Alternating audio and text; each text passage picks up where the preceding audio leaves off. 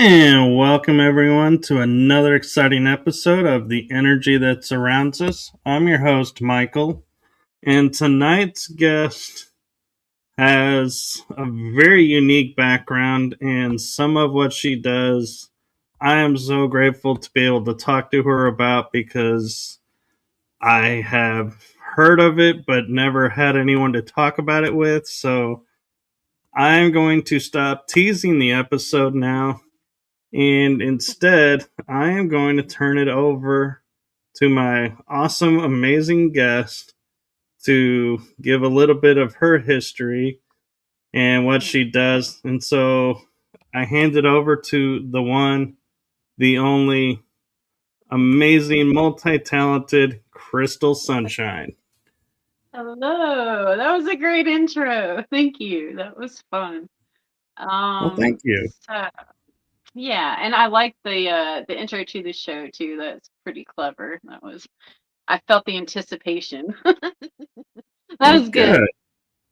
So, yeah, I'm Crystal.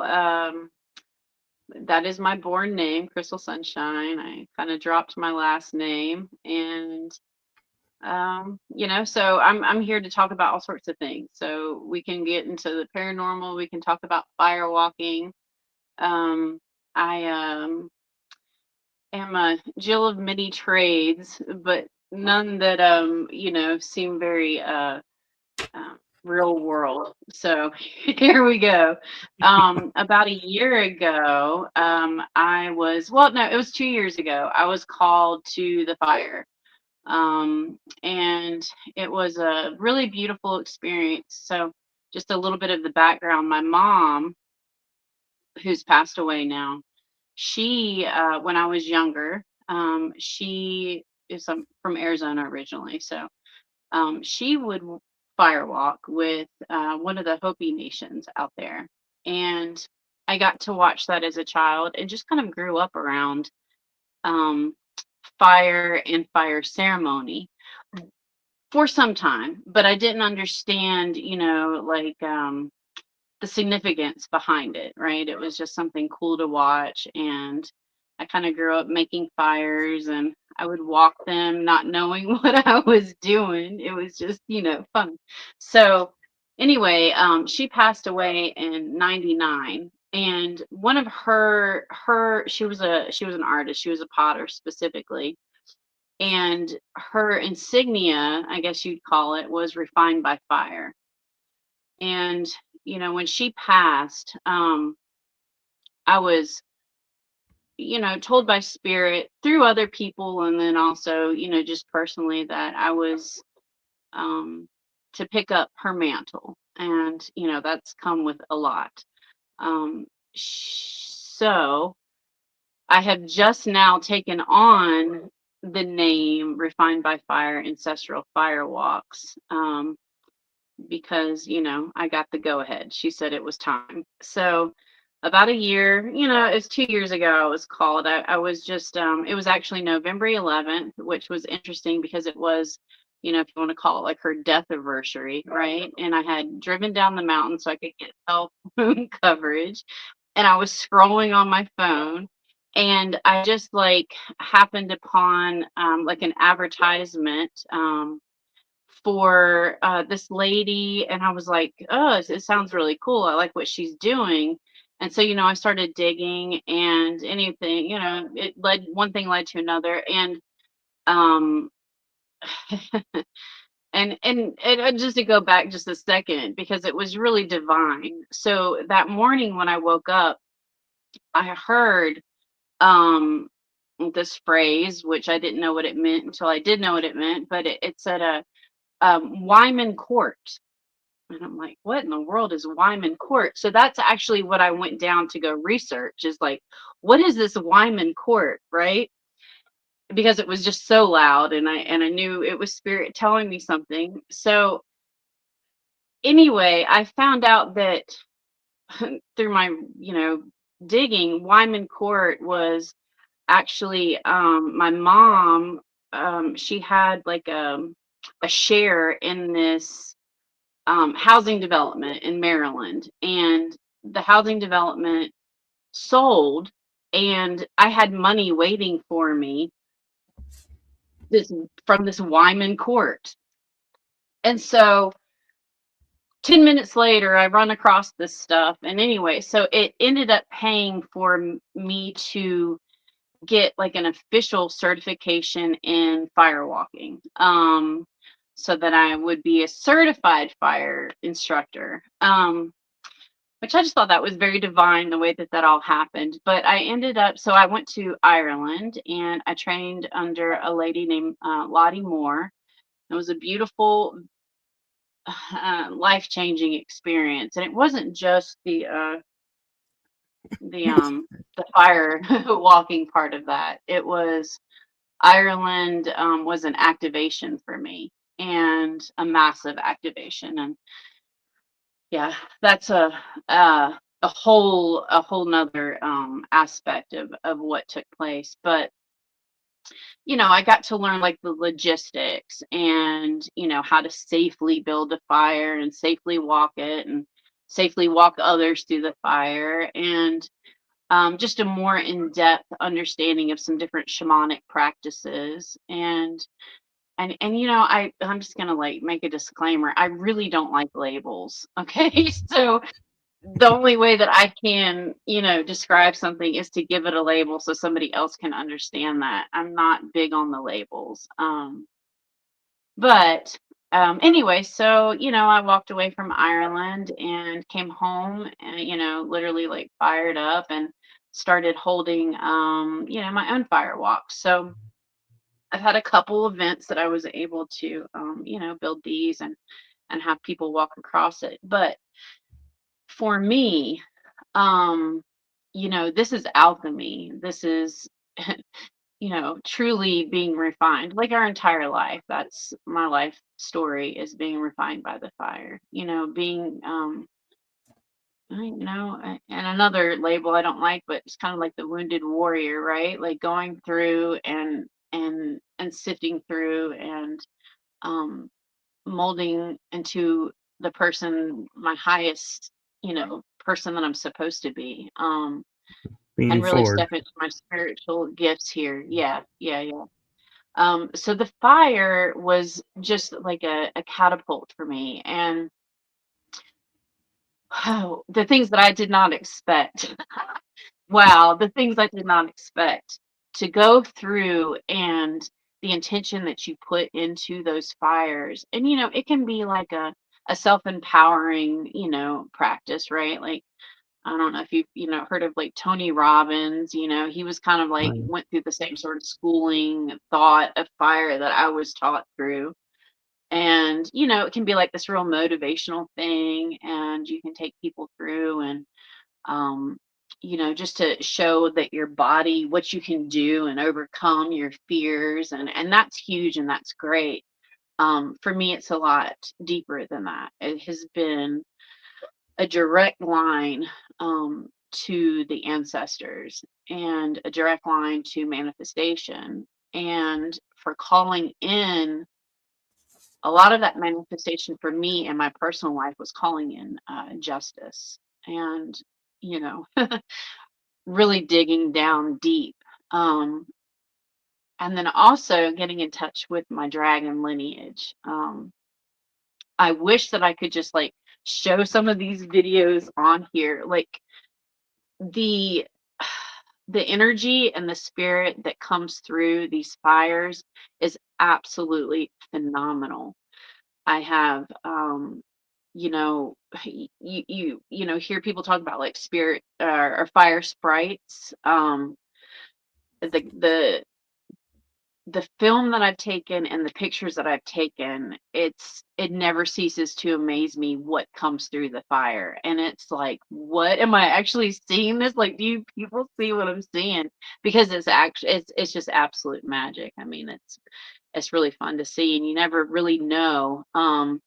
And I've seen some dark things come through and then some really beautiful light things. But my favorite thing was a fire that was built actually in Ireland, as I was kind of coming into contact with these dragon energies, which I had never experienced before and I didn't expect to experience it. And you can actually hear it whenever I need comfort.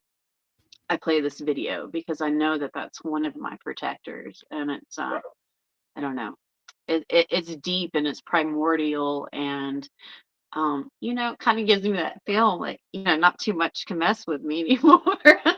I got a dragon, but to walk across the fire, yeah, it's like physics, right? Because it's your body, and you are in a way like it's mind over matter. You are manipulating your thought in order to go cross that fire. But this is something that has been practiced, from the time that we know humanity has existed. And it's just so beautiful to me because it has been practiced in every single indigenous culture that we know about, all across the world.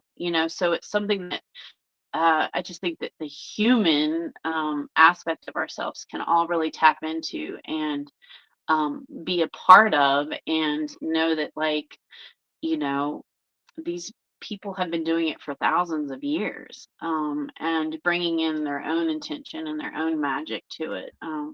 It's celebration, it's healing, it's empowerment, it's um, ceremony. And that's the way that I like to go about looking at these fires. Is it's a absolute ceremony, and even if the people that walk it um, don't quite understand it, the feedback that I've had is that it can really, it can kind of change your life. It can change you in a way that, like myself, you did not expect, and send you off into a different direction. Which I think is a good thing. Nope, I told you one of the kitties would come in. I tried. I tried. This is Benji. Um, and He's so so cute. yeah, I guess yeah, this is Benji. She's an old mama. Um, I don't know. So that's what the fire to me is, and I just want to bring it to whoever, I want the whole world to experience it, because if we can all get on the same page there, man, like the things that are transmuted and that can change through that, the intention that goes into it is really powerful. Um, I have a couple that I'm gonna collaborate with in starting in January. So we have about 3 fires that are planned. My goal is to start holding them here on my property where I live. I just need to, get a little more infrastructure in and make sure that I have water ran down to the place that we can walk. But 'cause we don't want to like burn the forest down. But it is a safe practice as long as you are mindful, and you're not just, it takes a specific kind of wood, and you need it to be, a specific heat, and then you're going down into the coals. So you're not actually like walking through flames, although you can. And I have seen this done. And there's some really extreme stuff going on, which I would love to experience some of the more extreme. And hopefully I will be at the end of next year. That's kind of my plan, is to get some more training with more experienced, kind of well-known walkers and trainers, and kind of get my master certification in that, because then I can take that certification to actually train other people to hold their own fires and walk them. I mean, And that's another thing, labels, like, right? Because we can do whatever we want to do. But in honor of the people that have come before me, I'll do it the way that they say. I'll get the certifications just so that I can be, accredited, I guess, is the thing. It sounds like you're But being mindful to the sacredness of it. yeah, absolutely. And I think that everybody should, and that's just like our modern take on it, I mean, if I was living in a tribe or a village somewhere, obviously that would not be a thing. It would just be a part of my everyday life, but we're here in this day and time, and so just kind of things, the way it works, I guess. Right, Um, and we live in a world yeah. where the stupid are running things, and so it's good to have the training because somebody might do something and then like somebody's sent to the hospital and everyone's like, oh no, firewalking's got to be done Gotta go. this way Yeah. or not legal, and it's like, oh, ruined it for everybody. Exactly, exactly. And so, like I said, you're not walking through flame, you're actually walking on coals. But, by the time that the fire has gone down to that coal bed, I mean, you could put a car engine there and it would melt it, So you're talking high, high, high degrees of heat that you are placing your feet upon, And I won't say that kisses don't happen. That's what I like to call them. Little fire kisses. Burn is kind of a bad word.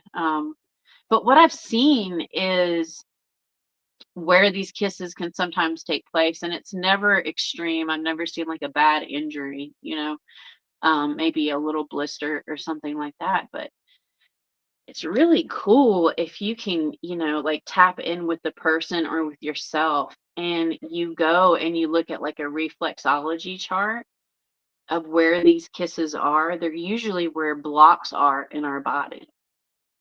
So I just think that that's very interesting. That is, Yeah. and Yeah. I have an interesting question for you, Sure. and I'm curious with, is there a season or a temperature outside that's better conducive to the fire walking? Yeah, I mean, yes and no. I would say it would be really uncomfortable to do it, I know people that, have, do it in 100 degrees outside. That would be a little uncomfortable because you're adding heat to heat, right? There's preferences. Conducive, I mean, you can hold one in the rain, really, as long as you're protecting the fire as it's building, you're good.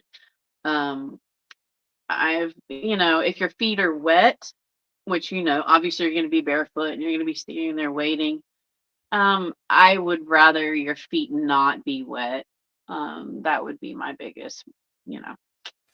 There's just from my own personal experience, you can get a little more kisses that way. And then if your feet are really extremely cold, you might not feel everything like you should. Um, yeah. So no, I mean, my preference is autumn. I think that's perfect. Where it's nice and cool, it's not hot, it's not cold, and you're just out there, and that's my favorite. Yeah. And when it's not raining, that's even better. But it can be done in any environment, as long as you've got water in order to put it out just in case you need to. Yeah. And so, you talked about, as a little child, fire walking with your mom and just being exposed to it.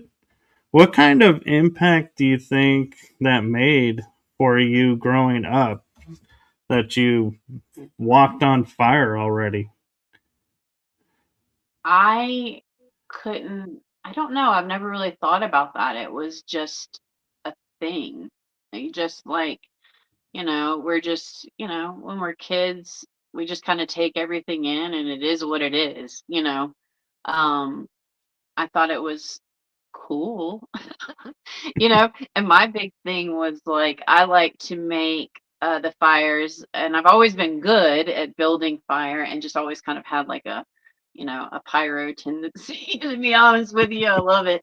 But I would make my own fires and then walk in. And I used to walk in the flames because I didn't know any better. So that just shows where it's like the mind over matter, right? Like if you're not focused on the danger of it, and it's, I don't know, your body can do really amazing things. In that training, as an adult, what I've done now, like we did I can do like glass walking, and the fun stuff like board breaking and arrow breaking, where you can put the arrow on your neck. And honestly, that was the most scary thing to me to do.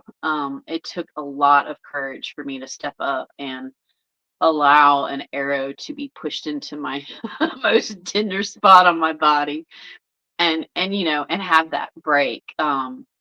Where very well, I can't explain that, but like it really could like impale you and kill you, but it doesn't. That was very empowering, and that's something that eventually I would like to incorporate and kind of, offer to other people to experience as well. That was the most scary. But anyway, so like walking on fire and watching it as a kid, I loved the people that I was around, and it was just a small part of my childhood. But I always took it with me, and it definitely gave me the fire bug. So yeah, that's part Yeah, of and it. it's interesting, talking about being forged and everything.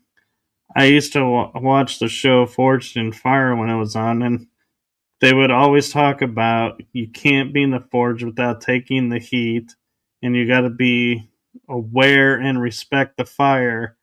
And it's kind Right. of funny in a way to hear, them talking about it and you're talking about it the same exact way, doing something Mm. completely different. And so it's like interesting how it's the same mindset in two Yeah. different fields. Yeah, that is really interesting.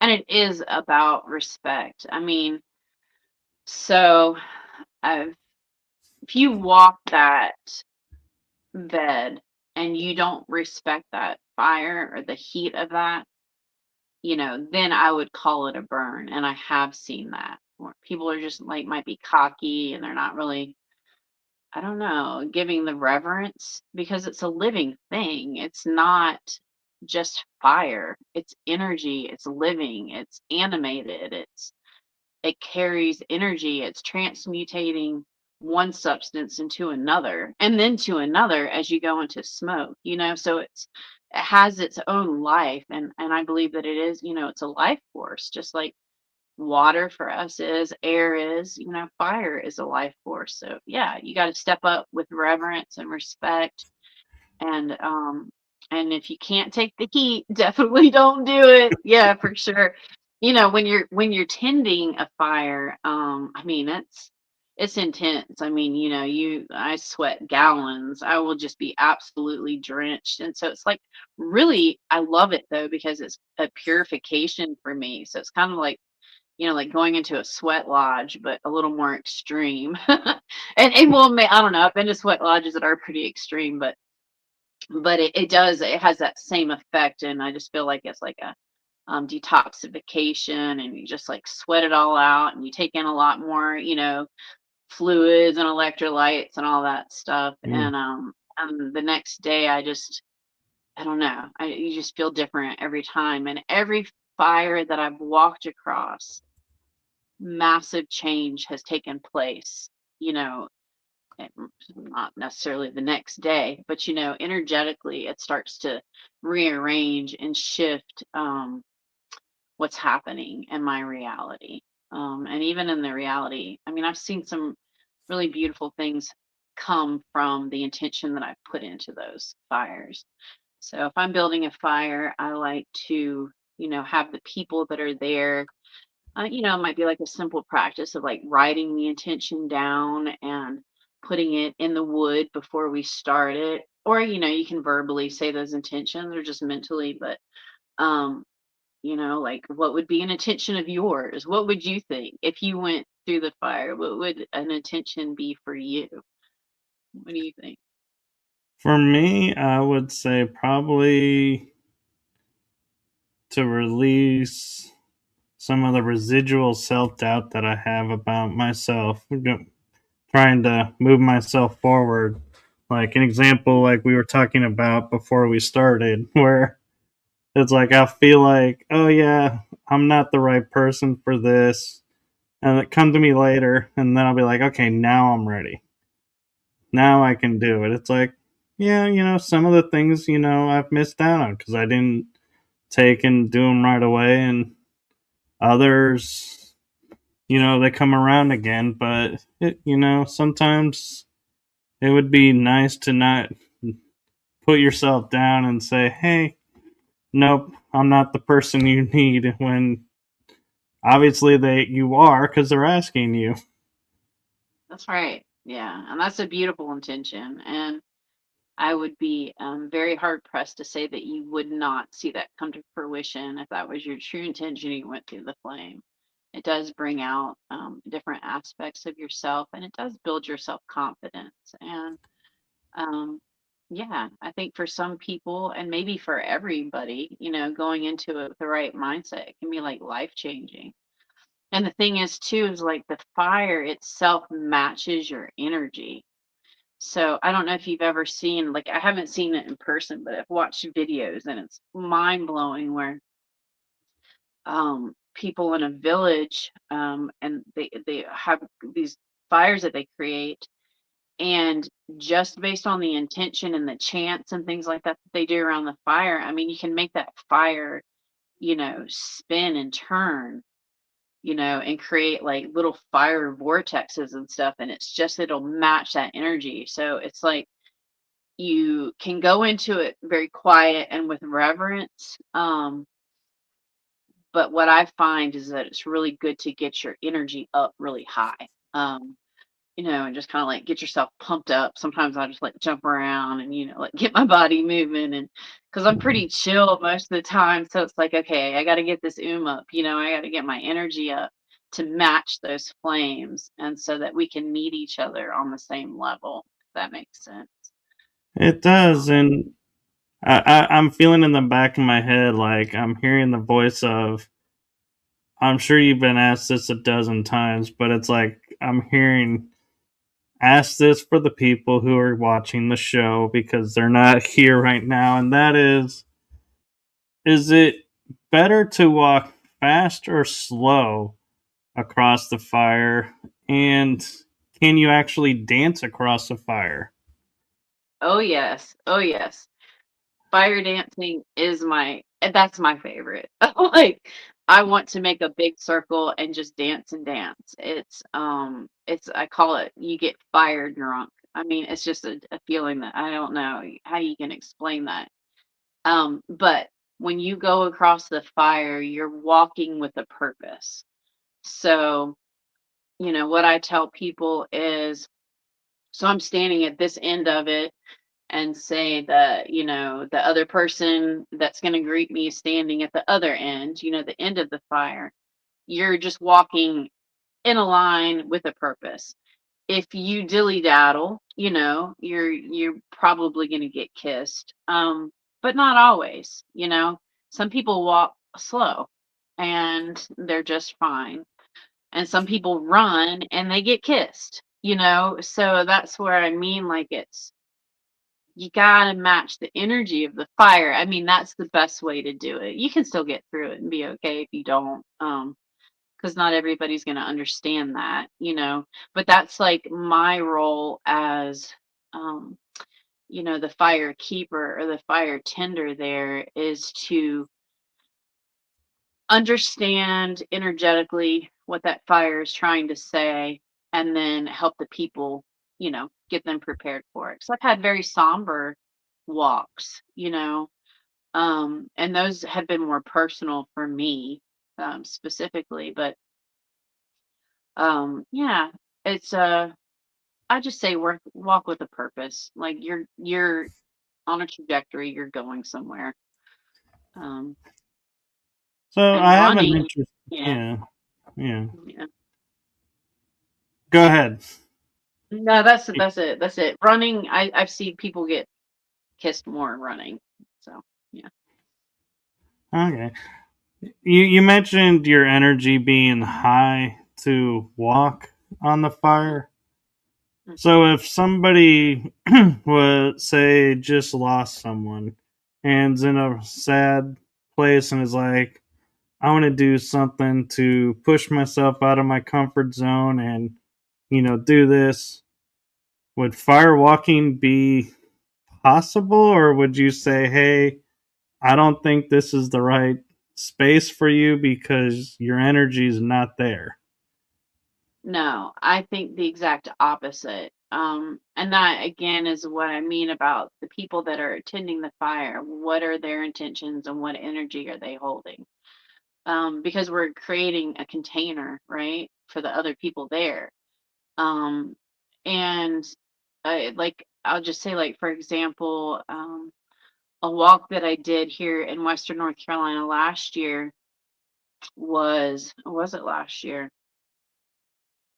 I might have been this year. I'm sorry. The things are slipping, but um, the we lost a lot of people and a lot of things here in Western North Carolina after Helene, after the storms, and a lot of people were very, very directly impacted, and a lot of life was gone, which I mean, I'll kind of get into it a little bit. The news did not report that accurately, and the numbers of people that went missing and that have never been found are not reported accurately.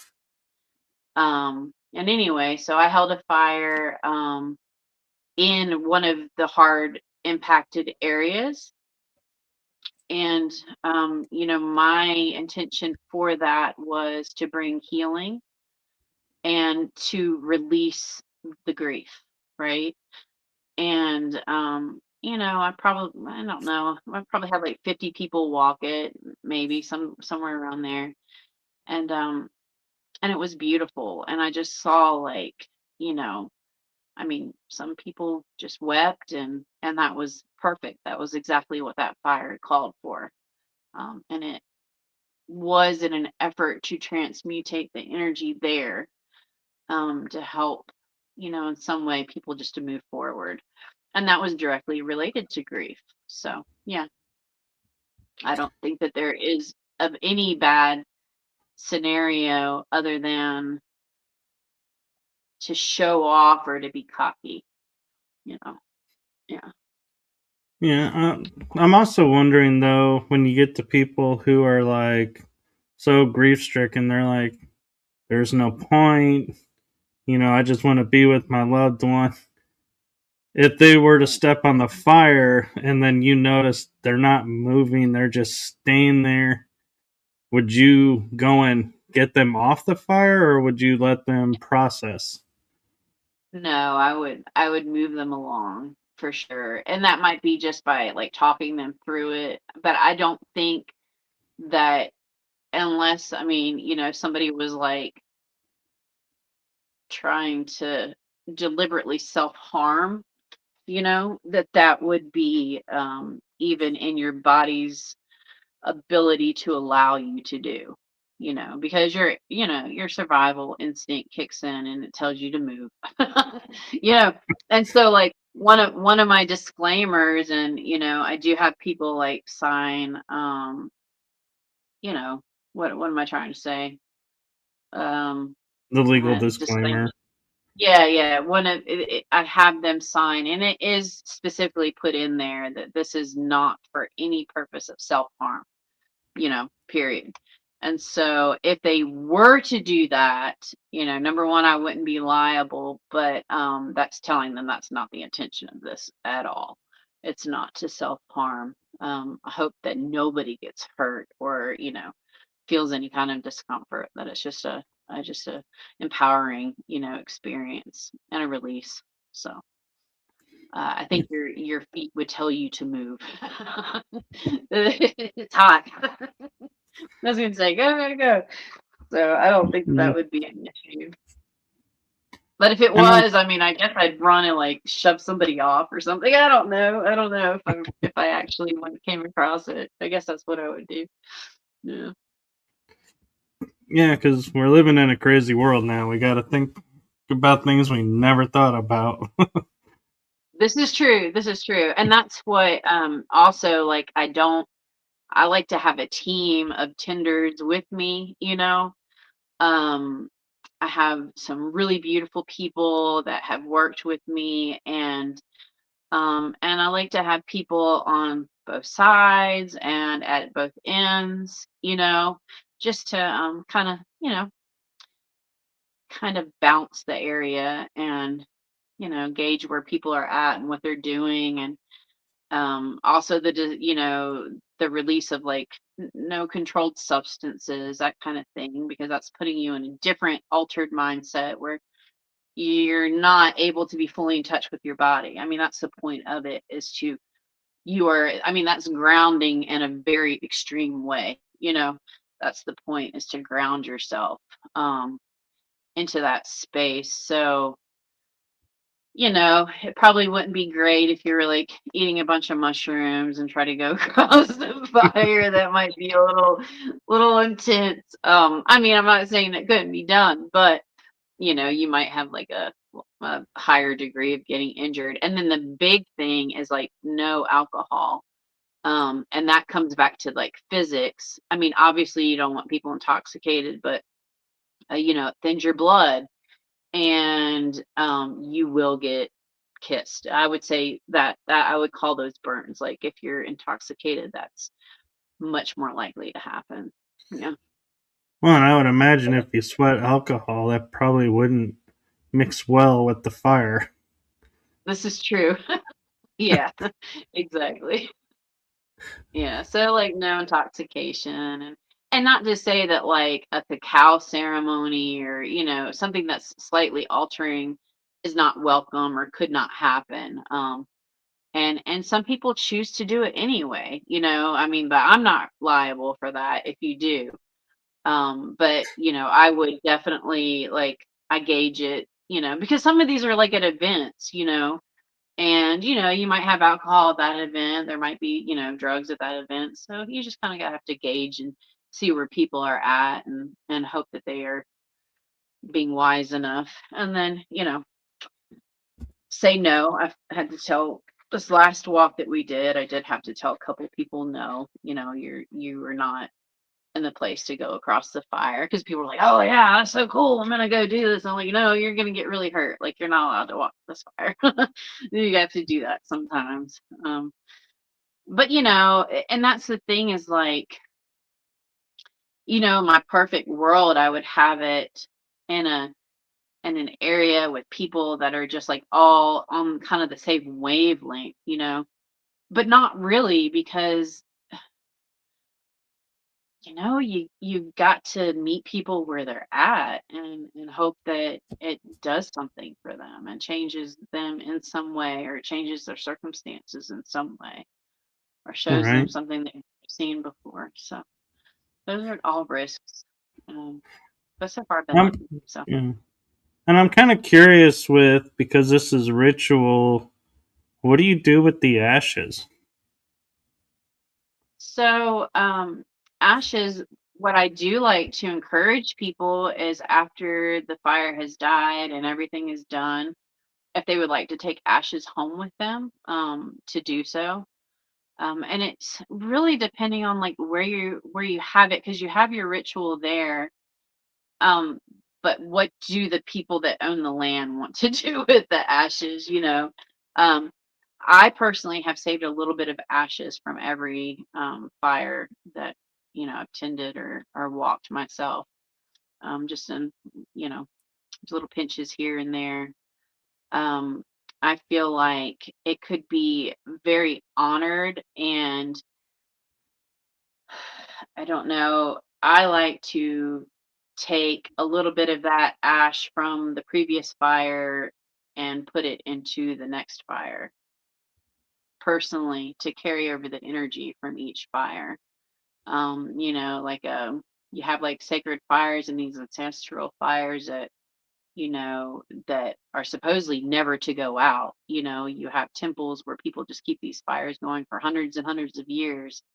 Um, and that's just to keep that energy going. So, yeah, ceremonially for myself, and this is just like where we're forging our own way, we're figuring out what works for us or for me. I like to take those ashes and carry it to each fire if I can. No, that's really cool. And I want to thank you and backtrack a second, because we talked about tending the fire, needing the water. Because when I did sweats and tended fire, you don't realize, because you're so acclimated to the heat after a while, that you're actually sweating. You don't feel it. And so it is very important to hydrate doing that because you don't realize it. Yeah. Yeah, it is. And I mean, I personally like what brings me back to the awareness of that, wow, I'm like sweating gallons, is if my eyes aren't protected, it's just like, it burns, and you can't see. So, um, wearing like a little hat's cool, but I always forget to wear a hat. So that's never a thing. So that's my reminder. It's like, oh, okay, I'm like drinking my sweat right now. I need to go drink something. But it's so important. Yes, stay hydrated. Stay hydrated. And people that are tending, I mean, that's what's really important. If you're just walking, you're fine, but building that fire, and each fire that I go in to build, um, you know, I listen to spirit. How am I going to build it? What shape am I putting this in? How many logs am I using? And it's really beautiful how it happens. Like, so it's never like a complete planned thing until I get to that spot and I see it and I'm like, okay, this is what we're going to do. And but still it's not planned, but it's planned, right? So this one that we did, it was really cool. It ended up being um, three separate fires that were then put into a very long coal bed. And just the way that it ended up was that it ended up being 33 feet long, right? And each fire had 333 logs on it. And so it was just really neat, but we didn't know how long it was going to be, right? But that's just what it ended up. And I thought that was really neat. So it's like, kind of fun to play with some of the sacred numbers and shapes and things like that. And you can get really creative. And like I had the like privilege of going and helping to tend a fire with Kevin Axtell, which is kind of a big deal in the fire world. And he was doing a master training for a guy named Dennis Warlock, which I'm also going to be collaborating in January with. And we built a fire temple. Now, who taught the fire temple? And I'm going to butcher his name. All I know, the only part that I can say is Tar because he's Hungarian. So I'm so sorry. Like I wish that I could pronounce his name. I don't know the correct pronunciation, but that is who I'm hoping to go and do training under in at the end of next year.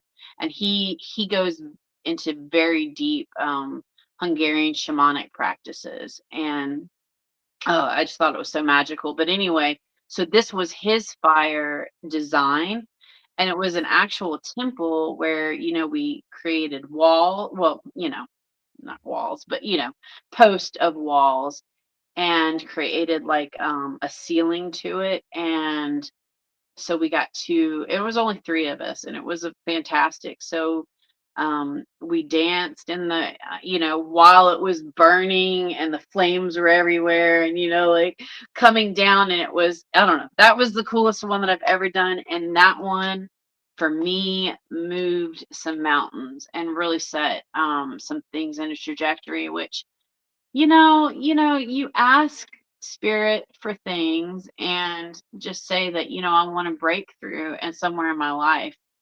Be careful because you don't really know what that's going to look like. So always ask for grace and ease. I'm learning. Exactly. I'm learning.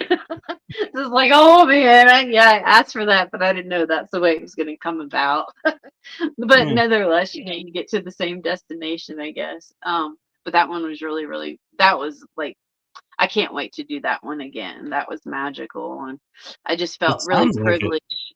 Yeah, to be able to learn, how to do that in a safe way, but then also like be a part of it. And I would have never imagined that you could do that, you know, build a temple and get to dance in it. And that was, yeah, that's been my very favorite, like hands down the best experience that I've had with the fire. And that was just with the very, very small group of people. It was just three of, or no, I'm sorry, it was four of us total. And or yeah, no, now I think two more people showed up. But either way, three of us built it basically. Um, and that was really cool. I can't wait to do that one again. And I want to really learn some more of his techniques.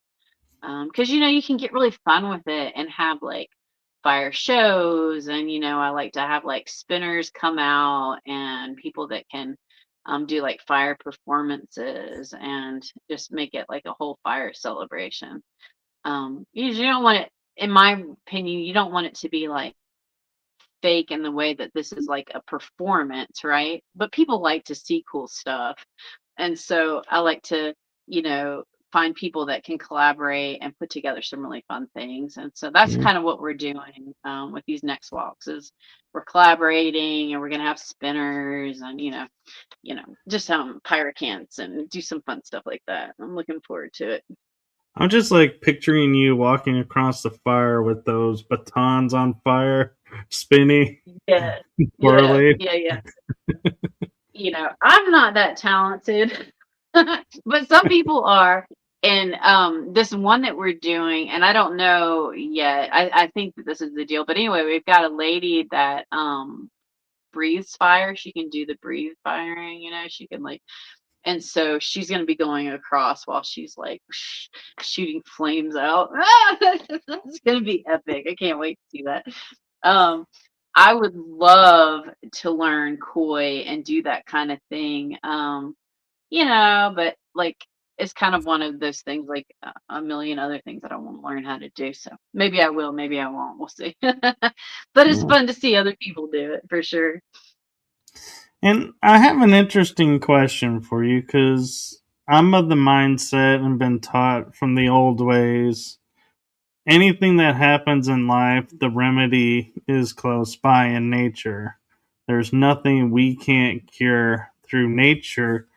So, are there any flowers or plants that you like to have around or keep on stock that you can either put on the fire for fragrance and like aromatherapy, like they do in Mm, sweat lodges, or that- that's a like you're great. saying, if someone gets kissed, that you can put this on and it'll help it heal faster. That's such a great, great, great question. Okay, so my other thing that I've been doing now for 20 plus years is working with native medicinal plants. And so, um, I work under the name that I've given it is flower medicine, right? So, Appalachian flower medicine. And so, yes, there are things. And um, I love to build a beautiful fire. Um, and so, there whatever intention you're wanting, I mean, if the goldenrod is growing, and yes, let's put goldenrod on it, like let's make it look beautiful and honor it, and what's going to bring like good spirit to that, to that fire. And yeah, you can do, you can put tobacco, sage, cedar is a beautiful, and it crackles and it smells delicious, um there's all sorts of things now. As far as remedies, if you do get kissed, I'm going to put a plug in here for myself because I make this amazing salve, and I mean, I wish that this was in every single person's household, because I know what it can do, and the healing that it brings. And it's I call it heal all salve, right? So it's a mixture of a bunch of different medicinals that I hand forage here in Western North Carolina and put together. And it has healed every single kiss that I've ever seen. And in that is, a plethora of different herbs. But one is called Heal All, right? Which its name implies, right? So it's going to take that heat out and bring it down. And I put mullein, and I put jewelweed and plantain takes the sting out. So yeah, there's a lot of different things that you could use. But I always keep that readily available for anybody to use if they need it. It's the heal all self, because it just, like, it's amazing for burns, so kisses, whatever. But anyway, yeah, it's good stuff. So yeah, there's things that you could use. Some people, their go-to might be aloe. I mean, I don't know, but I work with what's native and natural to me. So, and the plants that have spoken to me and taught me how to use them and what to use, and so that's what I do. Yeah. Yeah, so I'm kind of curious too, as you're talking about the connection to the past and everything. And I know we're like 8 minutes to the hour. And so I don't know if you have time to answer or go into this, but do you feel like the guidance you're given is yourself or from another source or another dimension maybe that's helping you with these fires? Another really good question. I think that it's all of those things. Um, Everything's connected. Nothing is separate, right? All matter, all energy is all interwoven, and it's all connected, just like mycelium. We're all connected. So we're connected to the past. We're connected to our ancestors. We're connected to our higher selves. We're connected to the energies around us. So it's going to come through in all of those ways. How it presents itself can be different each time, right? Um, and is it an audible outside voice? I wouldn't say that. It's internally, it's just a knowing for me. I just know. And I generally know where it's coming from. Um, but it's all of those things. Uh, We are, it's just through our DNA connected to our ancestors. And so that information is going to be given to us just by listening and by tapping into that, right? The memory is there. It's just waiting to be unlocked. Um, it's not, yeah, it's not separate. It's all the same. And just like in every dimension, they're all, you know, mm, they are all happening simultaneously at the same time, yet different in different times. It's just that whole swirl of creation. It's all just going like this, folding in on itself. Um, so it's information coming from all of those places. Yeah, that's what I think. And I want to touch on for a second because you were talking about some of the kisses on the feet match on a reflexology chart. So if Mhm. somebody was feeling like ill, would it be wise to go across the fire, or or is there certain conditions like certain illnesses? Like, no, as much as it would benefit you, we cannot let you walk the fire. Um, so I have seen and heard, well, I've heard more that if there is something that is malignant in the body, such as, cancer or a tumor, um, that's going to show up more in blister form, right? So there's more of a chance for a burn there. But there again, that can be a really hidden blessing because somebody might not know, right? And if they really look into it, they might find what's happening. Um, but I mean, paraplegics go across the fire. I mean, it's medicine. It's medicine. So I would say that if somebody was in a very, very low energy state and say that they were, well, we're all actively dying. I mean, that's what we're doing. We're living and dying simultaneously, right?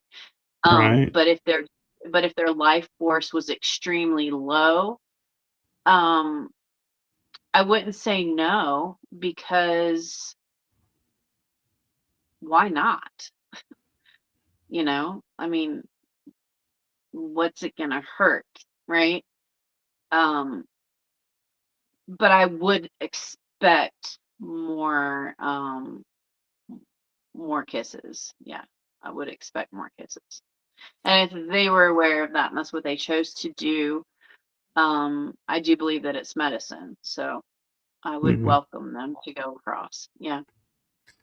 I do have one more question, but I don't want to go over on the time if you're You're not good. able to. Yeah, you're good. Keep going. Okay. Well, you mentioned a paraplegic, and it got me thinking, what about somebody who is on crutches or is in a wheelchair, but they want to go and do a firewalk? Hmm. Is it possible that people can hold them up and walk them? Or, Yeah. okay. Yes, it is absolutely possible. And in fact, when I did my training, I did well, no, okay, I had just done my training. It was a firewalk that I did right after I did my training, but I was still in Ireland. And there was a beautiful sister who only had one leg, and her other leg was a prosthetic. And of course, you don't want to burn the prosthetic. I mean, those things are like, you know, Ultra expensive. thousands and thousands. Yeah, very expensive. So, in order for her to walk across the fire, we helped her across the fire, you know? And the same thing would go for somebody that was in a wheelchair. If their chair, I guess, was outfitted to go through the fire, then fine. But otherwise, we would help. Somebody could just facilitate that and take them across. I've had children walk across the fire. I mean, I don't think that I haven't witnessed it personally, but people that I know have witnessed it. That people that, well, a fella that didn't have either leg, so he just had two incredibly strong working arms, and he went across it on his arms. So anything's possible. And so I'm trying to picture it. Are the two people that are assisting walking on the fire as well, or are they walking on the cool ground next to the fire? Yeah, that's a good question. I think that would be like when we assisted our friend um that just had one leg, we were walking across the fire with her. But I would say it would be if everybody can be in the same rhythm, the same motion, go across it all together. If you wanted to be super safe, people on both sides, just not to be in the fire. I think that would probably be safer, but saying that you can totally do it where everybody just walks across at the same time. And how wide is your coal bed? Like that might not be possible. But I could tailor it to that. But like if it's, 5 foot wide or whatever, then, you might just have to all be on the coal bed together. And I think that's more powerful and more magical, but, it would be what somebody's comfortable with, and say the people that are helping don't want to cross the fire, well, then they need to walk outside of the fire, obviously. So, And but it is possible. Yeah.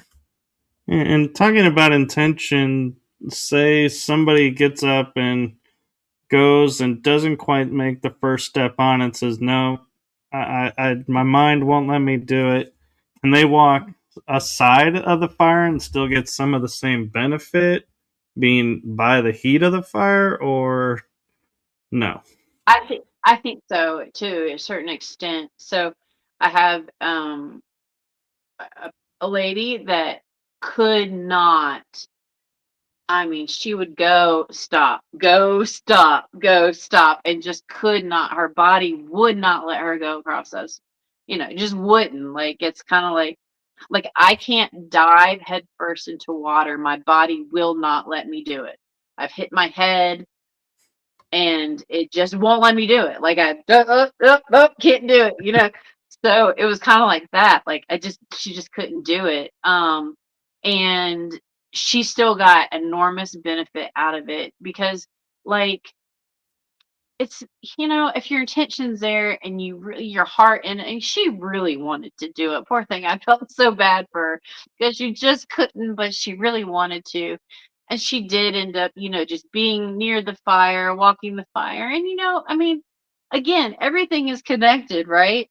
So, like, yeah, you can still get the benefit of it. If I'm thinking of personally, I can tap into the benefit of something and still get the benefit of that even if my hands aren't on it, right? I mean, I wish that I had it down to a science and I could, like, benefit from $1 million I don't have my hands on. That hasn't happened just yet. But yes, everything's connected. So absolutely, you still get the benefit of that. Um, and then at the end of the night, at the end of the fire, when the coals had really just kind of gone down quite a bit, she was able to go across her. But it was a really good experience from her, based off what she said and what she shared. And, like, yeah, bless it. It is what it Yeah. is, and you're still gonna get that, and you can kind of feed off the energy of everybody else, and enjoy the experience nonetheless. There is no failure as long as you're trying. Yeah, Right. And yeah. I, I'm curious too with people who are out there these days that may carry like devices in their pockets that say makes them feel better, heal, or are doing stuff with the body's energy, or like or even crystals Mhm. as an example. Yeah. Could they wear those across the fire, or would you say no? You really need to empty your pockets and go pure. Um, the only thing that I would tell somebody not to wear across the fire is metal, really. Like I make sure that I take my jewelry off. But I personally always go with something. So I might last one, I might walk with this. Um, it just depends. Because this will be cleansed as I walk through the fire. So I'm going to carry that with me if I have it, just depending on what I have. But yeah, metal is, yeah, I've personally gotten burned by forgetting that I had my necklace on. But I'm also tending, right? So that's a little bit different. But as you're just going through it, you probably don't want your phone in there, just like you wouldn't want it if you were on a boat or something. You don't want it to get broken, but I don't think that there would be, like, yeah, I don't know. It's personal preference. Like, if you don't want it messed up, you might not want to do that. But I think that specific items can really carry the energy, and it's kind of like a good saging. Um, and, like, say I'm holding a space, and holding consecutive walks. Say if I had one every night, for 3, 4 days, whatever. If it's a group of people, personally, and I know it sounds horrible, don't judge, but I won't shower that entire time because I don't want to take the water to cleanse all of that off of me. It's kind of like holding that container. I have a scarf that um, I've worn through many fires and sweat lodges and stuff like that that I still haven't washed. 'Cause I just want it to stay. I just want it to be there. Um, and yeah, so like, what is your intention again? And what have you got? Like, I don't think a phone would be appropriate, but then you might want to like film it. I mean, I don't know, but there, like, it's really hard to film the walks. Like, there's not a lot of really good footage of people walking, just because of the nature of it. Like, it's hard. It's hard to film that kind of stuff. But you can. It's just not. I don't know. I I'd haven't have seen a a whole lot friend of walk people. next to me and film. Yeah, exactly, exactly. Like, if you're doing it yourself, well, then you're not really focused on what you're doing, right? Like, your Right. intention's going into the phone versus what you're doing and being present in that moment. So that's kind of the whole point, is to be present in the moment. And so I'm going to bring out my metaphysical side here for a second. And I'm Mhm, curious if you've thought about or may try this. Is you're taking, as you mentioned, ashes from each fire to the next fire. mhm, On a quantum level, mm. could you not be bringing in ashes from every fire around the world and, like, dimensional, as you said, into the fire as well? Absolutely. Absolutely. I think that that's absolutely possible. Um, I mean, I don't know. Yes, why not? Because personally, like, what I've experienced and that one specific fire, and this was before it was cold, we were just filming the fire, as it was burning. And what came through, and I've had like an expert break down the audio, like, because I'm like, what is this? And please, like, did I do something? Because I also wanted to like prove it to myself and then disprove it and all those things. And it was something outside of that fire that was making the noise, that was not there as far as our physical eyes could see, but the energy was there and it was breathing through that fire and it called in. I mean, I didn't see it with my eyes, I could feel it, and then I heard it. And this was upon playback, was a dragon. I mean, hands down, it was just a purring dragon that just breathed over the fire. So, and that was done on very sacred land, right? That had many fires burnt there with many coals from many fires that were put into that fire. So maybe that had something to do with it. I don't know. But yeah, I think so. Absolutely. Why not? Yeah. And so, my next question, kind of maybe a teaser question, is you mentioned in your bio working on Appalachian Flower Medicine Oracle deck.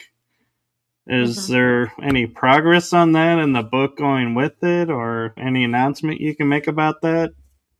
Oh, I wish that there was like, yes, this is when it's going to be there. But yeah, there is progress, as in I have created each card and I have the book created. Now I just need, I'm creative, right? And I have some ideas for like the images of the cards, but I really want it to be original and I don't, so I've thought of like kind of like doing like a shadow screening of each of these plants, but I want to hand pick each of the plants and do image from each one of the the actual plant that I've handpicked. So once I get the art done and then actually get it printed, right? And it might just be my very own personal deck. But I think that it's a really beautiful, beautiful concept, beautiful deck. And I have, I have too many cards right now. So it's like bringing it down to which number am I going to have in this deck. I think I'm going to end up going with like 22, but capturing each of the plants that I have personally worked with and that have personally taught me and given me information and what energy that they bring, and then translating that. And then, I went a little bit deeper into like looking at what plant aligns with solar energy or with lunar energy, and and what season is this plant in its most potent form, right? So like if it's a pine, right, that's working off of solar, but then it's also in its most potent form in the winter time, the energy that it brings to that. So it's multi-layered, as I think all good oracle decks should be. But it's all come from personal experience and what I've learned from that specific spirit from that plant, Yeah. and how it relates to us and the energy that it brings and the wisdom that they bring. Yeah. I So wonder if coming you soon. have you thought about also tying in the celestial aspect? Like, Yeah. because I know some plants react to like moon cycles, and certain stars in certain areas will affect it. And then Yeah, also, what right, planet do they correlate to? I have, and I've played with that, and I do have like some that I have that with, but I haven't been able to make it all the way across the board, other than going intuitively into that specifically outside of like researching it, because not every single plant has been researched and not every single plant has been like assigned. You know what I'm saying? So I do. intuitively, what do I think? Yeah. So that's I have, and I do have that as a part of the book. So And is what it about a scientifically fire backed? walking deck? What's that? I said, what about a fire walking deck? That's a really cool idea. I've not, and I don't know how that would translate. Like, I don't know how that would translate. It would That be, I would that go could back to actually the wood. be that could be tarot over oracle. Yeah, it probably would. It would be more in the Tro area. Because, like, for me too, like to go back to the fire. Oh my gosh, the wood is so important. So important. That is the foundation of the fire, right? So, like, what energy that specific wood brings into it. And sometimes just out of necessity, you might have to use a different wood or specific, but so far, the intention that I put into it, that's exactly what's happened. One of the last fires I did was all with cherry wood, and oh, it was absolutely magnificent. Like, so I think that the more sacred the wood is, which all wood is sacred, the more power that would go into that fire. Yeah, I don't know. I would have to really think on that one though. That would be interesting. I do like that. But I'm also like loosely, and I have put quite a few of these cards together, but called Bone and Root. And that is coming into the different animals that I've met, and I call them the root creatures.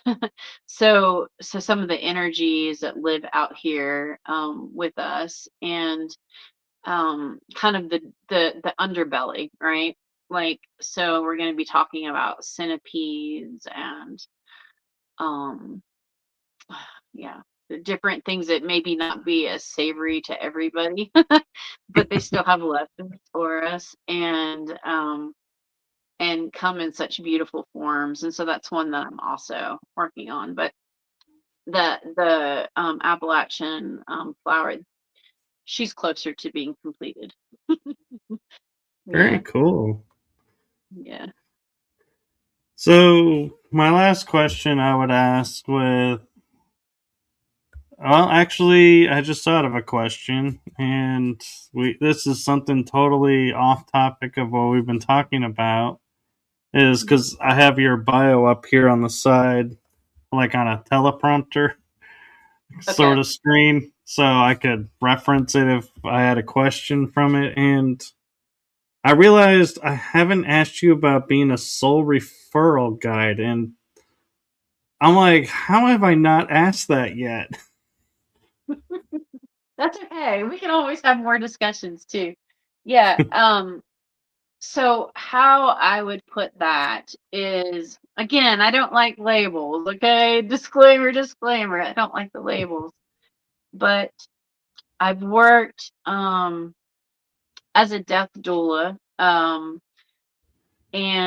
an end of life specialist, however you want to say it, helping people through transitions from one plane of existence to another. And in that, a lot has led up to that. I mean, it's my whole life. So it's helping these souls not get stuck here and not be recycled again. And that's come in many shapes and many forms and very individual to the person or the energies that I encounter. Um, the most profound, and this is a whole thing. The most profound, I don't know if I'd say profound, most intense experience um, was actually helping a bunch of children out of the mouth of a or the belly of a beast. And these energies find me sometimes and they call to be moved to different places.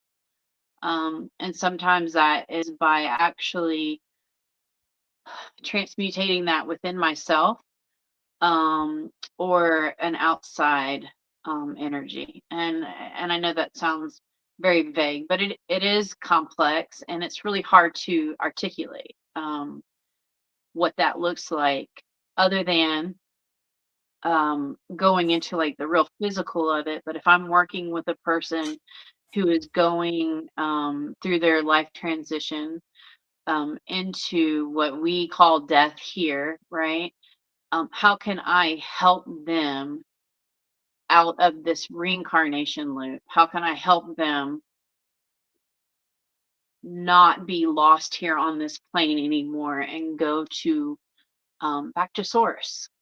I mean, everybody's got a choice, and if that's what they choose, then it's a matter of working with them to sort out all the things that they need to sort out, and it does come down to spiritual warfare a lot of times for me, and it can be really, really intense. And I've encountered it where the person didn't know that it was happening, and then I've encountered it where the person was aware that it was happening. um, and my mom was my greatest teacher there, because just going through the experience of when she was going through her life transition and her fear, because she saw a lot, she knew a lot, and was to be stuck here. And I mean, like, damned if that's going to happen to anybody else. Not on my watch, if I can help it. So, and I know that, and I truly, truly believe this with every inch of me. Like, this is my last reincarnation here. I'm done being recycled, and if anybody doesn't want to come back, or they don't want to be recycled into a lower vibrational plane, then let's do it. We can do it. They can do it. Yeah. Very cool. And so the last question I have for you is simply, I say simply, it may not be simple to you. It's, if somebody is Okay. coming from a place of fear and wanting to do this, but their fear is getting the better of them, what advice would you give them? Mm. What is it that you fear? Let's look at that. And what would be the opposite of that fear? And that's what you want to do. And that's what you want to focus on. So if it's a fear of being burned, what's the opposite of not being burned? Not being burned. And let's focus on not being burned. Yeah. I actually was thinking that for a second. I was like, what is the opposite of not being burned? Wait, not being burned. Not being burned. So let's focus on that, Um, yeah, I don't know. I guess it would be super individualized as well. But um, are you gonna allow fear to lead?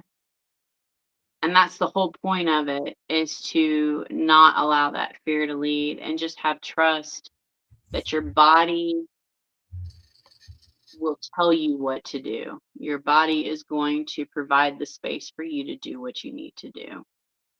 And as far as I know, nobody's died walking the fire. And nobody's been severely injured. And if you do get kissed, it's gonna heal. So that's Very kind of cool. like, we're gonna take risks, right? Well, thank you for that. And we have a few minutes left, and so I want to give you that space to promote your work and how people can find you. Oh Lord. Okay. I don't know if I was prepared. Okay. So where can you find me? You can find me on social media. I'm pretty active on Facebook. That's one of my favorites. I'm a little older, and so that was my jam back in the day. Kind of stuck with it, but that would be Crystal Sunshine Hensley. You can find me on Instagram, and that's Flower Medicine. Um, you can, email. I do have the website domain. I have not launched it yet, but that would be Flower Medicine or Appalachian Flower Medicine at .com. So that's that. And then I will be launching a YouTube channel very soon, and that's going to be a surprise. We're going to do oracle reads. I delve into a little tarot, and that'll be on there too. But channel messages and just discussion, that sort of thing. And that is refined by fire, spirit alchemy. You've got a dog too. Two little ones. I think a squirrel Uh, walked by. that's funny. That's funny. Yeah, so that's refined by fire, spirit alchemy. And on all these platforms too. And then I've got Shakana Crossing LLC, or it's just Shakana Crossing End of Life Doula Services. I also have a page dedicated to that. If you are in need of a death doula, if I can't do it, I can hook you up with somebody that can. Um, well, there's some things there, and then also my description, I think, is going to be somewhere in some box somewhere that you've done that has some links and things like that. So I live in Sylva, North Carolina, and that's Western North Carolina. It's a beautiful area. Yeah, so that's how you can get in touch with me. I guess I did it. I guess that was your job. But I would like to invite people to our New Year's firewalk that's going to be held in Steel Badger Farms in Lenore, North Carolina. That's going to be January 10th. I have the events pasted on Facebook. I'll be putting it up on Instagram. And I'll be collaborating with Dennis Warlock and Norlock, I'm sorry. Yeah. And not Warlock, Norlock. And Little different. Veronica. Yeah, it is a little different. Maybe that's how I see him, but that's all right. And Veronica Young. Dennis Norlock is a founder of Tiger Tamers, and Veronica Young is founder of Forest Connections. And then it'll be me, Crystal Sunshine with Refined by Fire, Ancestral Firewalks. And that's going to be in January 10th. It's only $75 a person to come and watch some beautiful flow performances and get to walk the fire. So that should be a fun time, and we'll welcome in the new year. And that'll be the intention of that fire, is to welcome in the new year. And Very cool. shed And away 2025 and yay 2026. we survived. Yeah. We survived. Yeah, oh Lord. It's been a doozy. And going into the year of the horse, the flaming fire horse is what I like to see, and shedding all the skin from the snake, that we've just came out of. So Yeah. it's going to be a good year. Yeah. There is a quick question that just came in if you want to take a second on it. It has to do with Sure. your background. Is Oh, how yeah. significant is the Eye of Horus relate to firewalking? Ooh. Oh, well, it's a all seer, like, right? And just like fire, it sees everything. Yeah, that's what I would say. And the I've came to me and I don't know, floated in to me one day in a vision, and I had no idea what it was, and it was a massive another stupid label, but I don't know what else to call it, but a download. And it was the beginning of another awakening for me. So when I found this tapestry, I was like, oh, I got to get it. But also, I am in my cabin that is in the middle of being built. So I don't have proper walls yet. So, y'all, I just had to do it to cover some stuff up.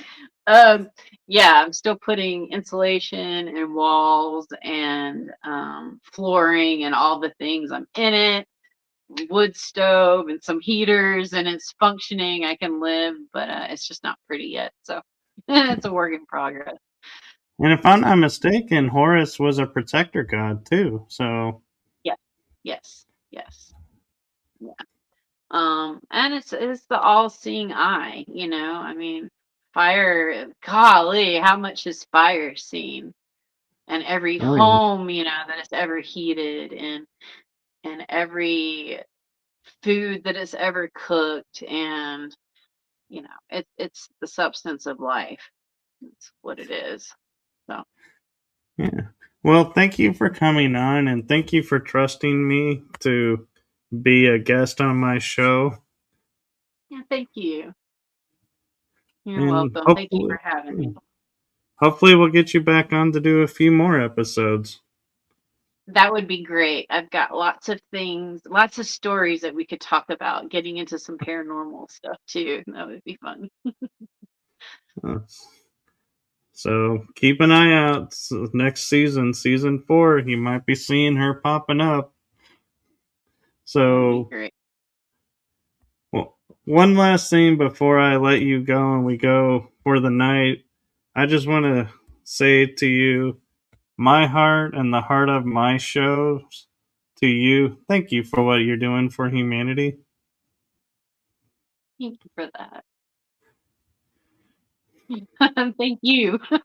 Thank you for that. And like so much gratitude just back to it.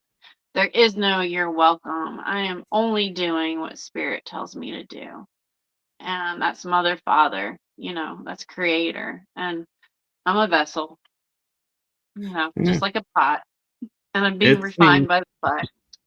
Yeah, it's Yeah. seen. So thank you for that. And with that, we are going to say goodnight to everyone.